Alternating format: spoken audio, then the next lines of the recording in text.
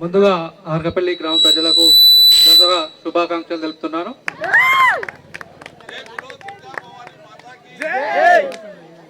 యువతకు ఒకే చిన్న సందేశం ఏంటంటే దుర్గామాతని పెట్టడానికి ఒక ప్లేస్ కావాలని వాళ్ళు ఇప్పుడే అనుకోరు.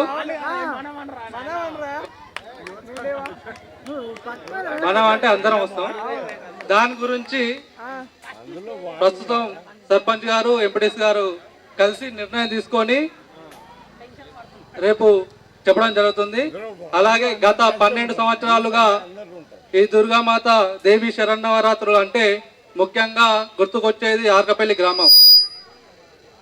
మనని చూసి ఇప్పుడు మండలంలో చాలా గ్రామాల్లో దేవి శరన్నవరాత్రులు నిర్వహిస్తున్నారు.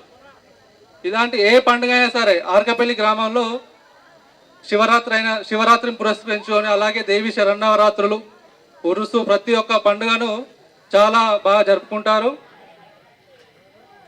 ఇలాంటి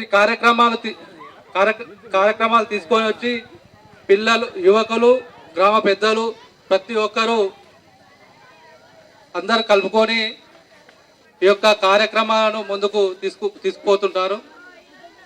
అలాగే గత 12 సంవత్సరాలుగా దీక్ష తీసుకున్నటువంటి యాచార్య కాటమరాజు గారు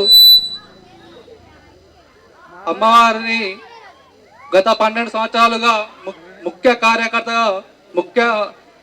వహిస్తూ గత 12 సంవత్సరాలుగా దుర్గాదేవిని ప్రతిష్ఠించడం జరుగుతుంది. కావున ఆయనకు ఒక చిన్న సన్మానం చేయాలని ఈ సభాముఖంగా కోరుతున్నాం.